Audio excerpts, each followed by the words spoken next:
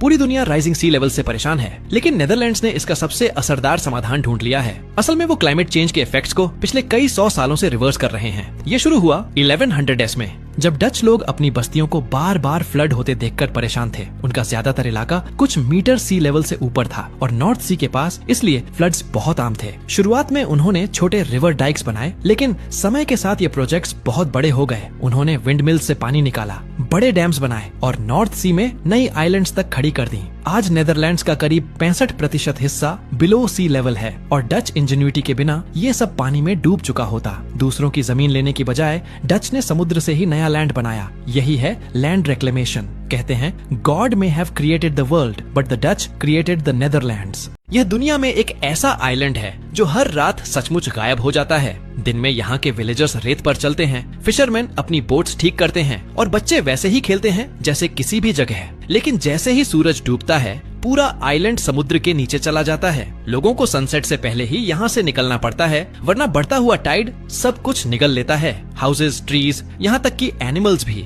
ये जादू नहीं, प्योर साइंस है। ये आइलैंड एक टाइडल सैंडबार पर बना है और हर रात टाइड बढ़ने पर पूरा आइलैंड पानी में डूब जाता है, फिर सनराइज पर दोबारा उभर आता है। और इस डिसअपीयरिंग आइलैंड का नाम फिलीपींस में मौजूद वैनिशिंग आइलैंड। क्या आप जानते हैं कि अर्थ पर एक इनविजिबल लाइन है जिसे एनिमल्स पार नहीं करते? ये मले आर्किपेलागो से होकर गुजरती है, बाली से लेकर सदर्न फिलीपींस तक, और प्लेनेट की सबसे शार्प बायोलॉजिकल डिवाइड को दिखाती है। इस लाइन के वेस्ट साइड पर राइनोस, टाइगर्स, एलिफेंट्स और वुडपेकर्स रहते हैं, जो एशिया के टिपिकल एनिमल्स हैं। लेकिन बस एक नैरो सी पार करते ही सब कुछ बदल जाता है। यहाँ कैंगरूस, कोआलास, मॉनिटर लिजर्ड्स, कॉकाटूस और दूसरी यूनिकली ऑस्ट्रेलियन स्पीसीज लैंडस्केप पर डोमिनेट करती हैं। इस बाउंड्री को कहा जाता है वॉलेस लाइन, और ये कोई एक्सीडेंट नहीं है। मिलियंस ऑफ इयर्स पहले टेक्टोनिक शिफ्ट्स ने इन आइलैंड्स के बीच एक डीप ओशन ट्रेंच बना दी। ये ट्रेंच लैंड एनिमल्स के लिए क्रॉस करना इम्पॉसिबल थी और इतनी वाइड थी कि इकोसिस्टम्स मिक्स ही नहीं हो पाए। यहाँ तक कि बर्ड्स और फिश जो लॉन्ग माइग्रेशंस कर सकते हैं भी लगभग कभी इसे क्रॉस नहीं कर पाए। एवोल्यूशन ने स्पीसीज को अपनी अपनी साइड पर लॉक्ड कर दिया। रिजल्ट, दो बिल्कुल अलग एवोल्यूशनरी पाथ्स जो ज्योग्राफी और टाइम से शेप्ड हुए और सिर्फ कुछ माइल्स के ओशन से अलग हो गए। वॉलेस लाइन मैप पर दिखती नहीं, लेकिन नेचर में ये पूरी तरह ओबवियस है।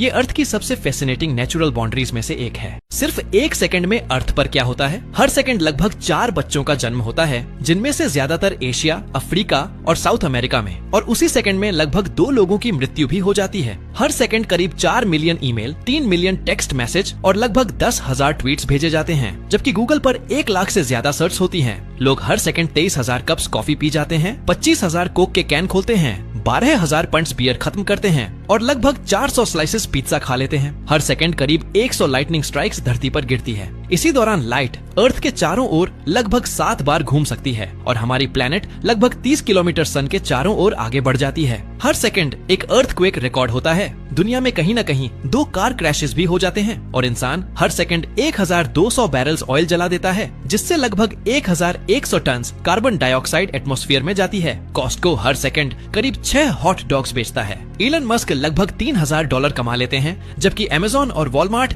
करीब $15,000 बना लेते हैं।